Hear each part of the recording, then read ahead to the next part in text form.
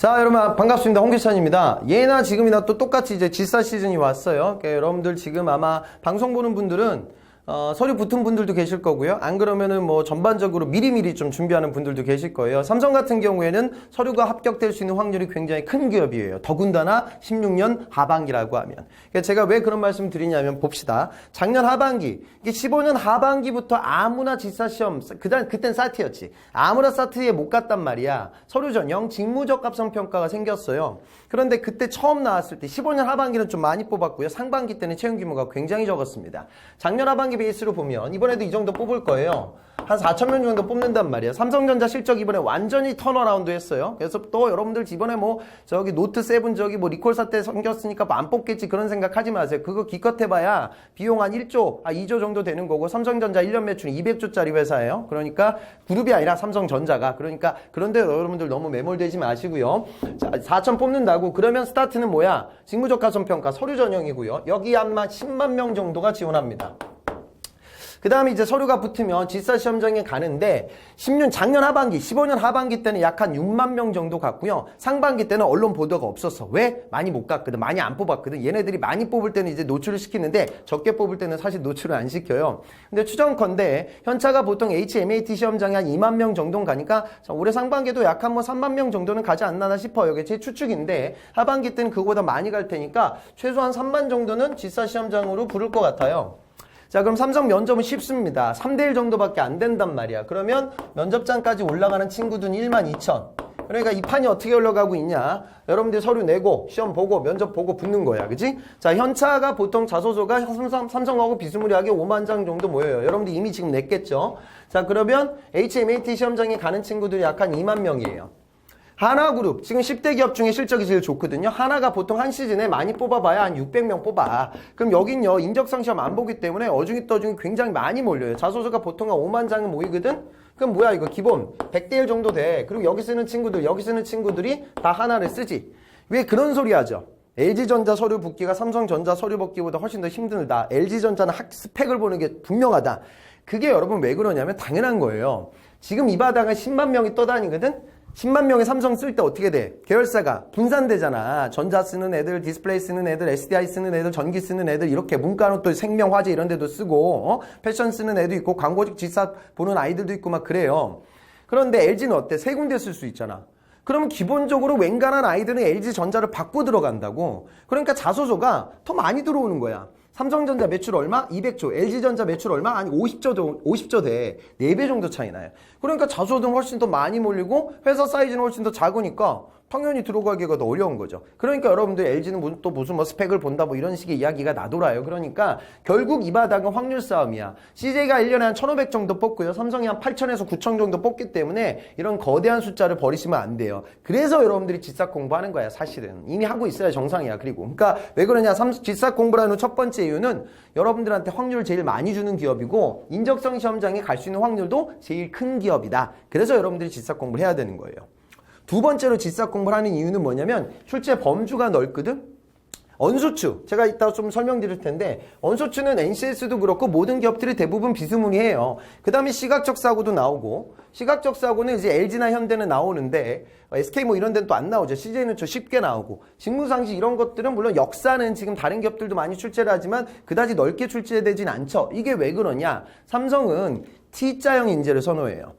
뭐냐? 직무에 대한 전문성을 봅니다. 우선은. 그걸 어디서 본다? 서류 전형할 때 살짝 보고 오히려 PT 면접장 가서 깊게 보죠. 그러니까 지금 예를 들어 뭐 설비직군 쓰는 친구들은 뭐 재료역학 정도는 알아야 되는 거고 마케팅 쓰는 친구들한테는 시장과 기업 고객 관련된 어떤 제품 관련된 시장 관련된 인포메이션을 주고 이를 활용해가지고 마케팅 커뮤니케이션 전략을 짜봐라. 뭐 이런 식으로 출제가 돼. 그러니까 나에 대한 전문성을 갖고 있는 친구들을 좋아하는 거야, 삼성은. 직무 전문성. 근데 두 번째 뭐야? 오픈마인드도 필요해. 그러니까 여러분들이 만약에 DS 개발자야, 사업부 연구 개발자, 그럼 여러분들의 클라이언트는 누구야? 애플 개발자들이거든. 그럼 개발자들의 눈과 귀와 그 사람들과 소통할 수 있는 넓은 오픈마인드가 필요해요. 그 다음에 업무 진행하다 보면 어때? 그 밑단에 서프라이 체인으로 보면 설비업체, 장비업체, 제공업체, ASML, 램 리서치 뭐 이런 기업들이 있거든. 그런 기업들과의 커뮤니케이션도 잘해야 돼요. 그 다음에 여러분들 삼성에서 영업 마케팅을 한다? 보험 영업하는 친구들은 어때요? 여러분들 보험 상품 판매하는 건 아니잖아. 새로 나오는 금융상품, 보험 상품의 특징을 현재 나오는 국내 금융시장의 거시경제 지표와 연결 지을 줄 아는 이런 실력들이 필요하다고. 그러니까 삼성에 저도 삼성 출신인데 제가 인계원에서 교육 받을 때도 그랬고요. 제가 인계원 파견 가서 신입사원 교육할 때도 느꼈던 부분인데 한 4주 정도 여러분들 입사하면 교육을 받아요. 근데 짧은 시간 동안 미친 듯이 친해져요. 그래서 막 애들 헤어질 때 막 울고불고 막 그래. 근데 왜 그럴까 저도 생각을 해봤는데 거기 앉아있는 친구들의 색깔들이 굉장히 비슷해요. 그러니까 여러분 학교 다닐 때 그런 애들 있죠. 그러니까 어느 정도 팀플 하고 싶은 친구들. 뭐 본인에 대한 전문성이 있어야 되잖아. 뭐 이거 팀플로 들어왔는데 뭐 아무것도 할 줄 모르면 우리 협업하기 어렵잖아. 그지? 그러니까 본인 직무나 나의 전공에 대한 프라이드가 있어요. 전문성이 있고 그 다음에 또 너무 이제 오타쿠 같은 애들 있잖아. 막 뭐 학점 막 4.4 받고 맨날 저 도서관에만 있는 아이들도 거기엔 별로 없어요. 조금 그러니까 협업이 가능한 오픈 마인드를 갖고 있죠. 그러니까 그런 친구들이 기업에서 업무 진행하기가 좋거든요. 왜? 여긴 학교 연구소가 아니고 기업이니까. 그러니까 전문성, 그 다음에 오픈마인드 이 두 가지 역량을 같이 보는 거예요. 그러니까 삼성이 다른 기업들보다 직무상식에 대한 출제 범주가 넓은 거죠. 그러니까 그런 T자형 인재를 선호해서 이런 문제를 디자인한 거지 괜히 여러분들 힘들게 만들려고 이런 문제를 내고 있는 건 아니에요. 그 다음에 제가 경제경영 때 말씀드리겠는데 요즘 어떻습니까?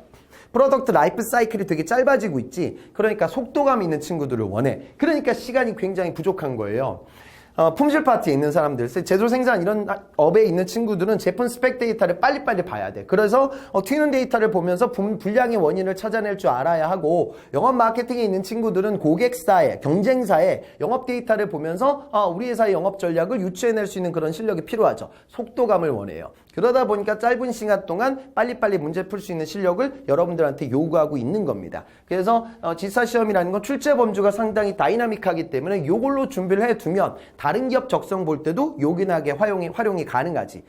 그러니까 지금 P&G 코리아, 그 다음에 뭐 델파이, 뭐 이런 외국계 기업들도 적성 시험을 많이 보거든요. 그러니까 전체적으로 첫 번째, 확률이 높다, 범주가 넓으니까 공부할 때 요긴한 시험이다. 근데 세 번째, 여러분 삼성은요, 진짜 여러분들 중에 지금 지방대 할당제 35% 지키는 기업이에요. 그러니까 내가 좀 학점이 비루하다, 그런 학교가 좀 비루하다, 그런 분들은 더 적극적으로 도전하셨으면 좋겠어요. 저는 삼성의 개인적 성공 이유가 여기에 있다고 판단을 하는데, 삼성이 이제 그런 문화가 없거든요. 입사한 다음에 저 대리님 학교 출신이 어디예요? 어느 학교 출신이세요? 가끔 가다가 잘 모르는 친구들이 입사한 다음에 무슨 어느 학교 무슨 기계과 동문회 합시다 이렇게 싱글로 메일 보내면 감사팀에서 여러분들 잡아가요. 그러니까 학연, 혈연, 지연 이런 것들로부터 자유로운 우리나라의 유일무이한 집단이라고 저는 생각을 합니다. 다른 기업들은 알게 모르게 그런 게 좀 있거든. 그러니까 결국 뭐냐면 철저하게 결과, 실력으로 승부 보는 집단이에요. 그러니까 여러분들 중에 내가 학교가 좀 미천하다 그런 분들일수록 더 적극적으로 도전을 하라는 말씀을 좀 드리고 싶습니다. 그러니까 공평성이 있으니까 도전할 만한 기업이고요. 네 번째 드리고 싶은 말씀 하면 돼요. 그러니까 무슨 소리냐면 솔직히 저도 이런 강의를 오랫동안 해왔지만 이런 적성이라는 게 공부한다고 해서 고시공부처럼 실력이 쭉 오르는 건 아니에요. 하지만 어느 정도의 패턴을 알고 가야 된단 말이지. 그러니까 제가 강의 때도 얘기했지만 추리 논리에 나오는 3단 노법 네 문제는 지금 패턴 똑같아. 다 모든 어떤으로 나와요. 근데 그런 것들을 그냥 여러분도 눈으로 풀려고 하면 힘들거든요. 벤다이어그램 같은 걸 이렇게 그리면서 문제를 풀어야 쉽게 접근이 가능하고, 그 다음에 수리에 나오는 방정식 문제들의 패턴들이 이미 정해져 있고요. 시각적 사고에 나오는 8문제나 출제되는 전개도 문제들도 어느 정도의 풀이 기법이 존재해요. 그 다음에 직무상식에 나오는 환율 문제는 맨날 똑같아. 그러니까 이제는 좀 패턴이 정형화되어 있기 때문에 여러분들이 시험장에 가서 시각적 사고의 유형을 보고 거기서 적응하려고 하면 속도감이 부족해요. 제가 삼성 입사할 때만 해도요, 그때는 저 문제집도 없었어. 얼마나 좋아. 진짜 IQ 테스트였는데 지금은 그게 아니잖아요. 그러니까 맞추지 말아야 할 논리게임 문제를 맞추는 친구들이 너무 많아지고 있기 때문에 여러분들이 가만히 있으면 그건 가만히 있는 게 아니에요. 뒤처지는 거예요. 그러니까 준비를 좀 해야지 좀 따라올 수가 있습니다. 그리고 제 학생들 보면 스터디 이제 학생들 하다 보면 문과 여대생들 난리 나요. 선생님, 포기야, 포기. 저는 뭐 시각적 사고 이거 중에 해답지를 찢어보고 접어봐도 모르겠는데, 근데 너무 걱정은 마세요. 그러니까 성비하고 계열은 맞춰서 뽑는 그룹이거든요. 그러니까 남자 공대생들은 쉽게 말해 남자 공대생들끼리 경쟁하는 거고, 여자 문과들은 여자 문과끼리 경쟁하는 거예요. 그러니까 공대생들이 어느 정도 공부를 하다 보면, 저도 이제 모의고사 내는 거 이렇게 좀 분석을 해보면 추리가 좀 열심히 공부하면 비스무리해져요. 근데 이들 사이의 편차가 어디서 많이 벌어지냐? 직무상식에서 많이 벌어지거든요. 그러니까 직무상식은 요즘 공대생들도 공부 좀 열심히 한 친구들 역사 종대 다 맞춰요. 지금 경제교양도 뭐 상당수 마치고. 하지만 또 공부 전혀 안 된 상태에서 문제 풀면 명문대 나온 친구들도 정말 많이 틀리거든요. 그 다음에 뭐 문과 친구들도 수리 영역 정도는 또 여러분들 충분히 도전이 가능하니까 여러분들이 어느 정도 공부를 해서 패턴과 유형을 익힌 상태에서 시험장에 가라. 그 말씀을 꼭 좀 드리고 싶습니다. 여기까지 말씀드린 게 여러분들이 인적성 시험을 공부해야 될 4가지 이유가 될 거예요. 자, 그럼 이제 영역별로 한번 파트 보도록 하죠.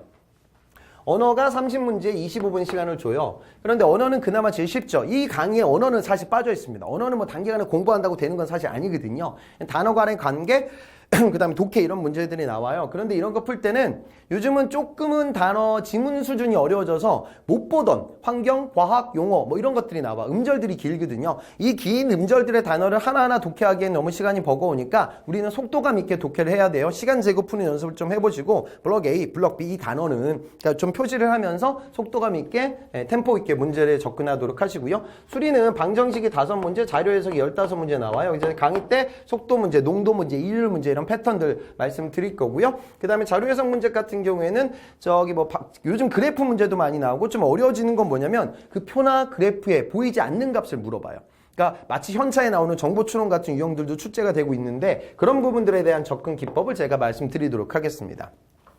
그 다음에 지금 추리 같은 경우에는 정형화되어 있는데 3단 논법이 4문제 나오고요. 그 다음에 논리게임 문제가 한 8문제에서 10문제 정도 출제가 되고 도식 추리, 문자 추리가 3문제, 도형 추리가 3문제. 그 다음에 저는 그런 거 왜 나오는지 모르겠는데 단어 간의 관계 이런 거 정말 쉬워. 한 6문제 정도 출제되고 그 다음에 추론 문제가 또 4문제에서 한 6문제 정도 나와. 근데 여기서 핵심이 되는 건 뭐냐면 자 강의 때 제가 논리게임, 3단 논법, 그 다음에 도식 추리하고 도형 추리 이런 건 다 맞출 수 있고요. 이런 거 단어 간의 관계는 너무 쉬워요. 추론은 사실 예전에 언어에 나왔던 부분이에요. 자신감 가지세요. 제일 중요한 건 논리게임인데 논리게임 문제는 결국 여기서 승패가 갈려요.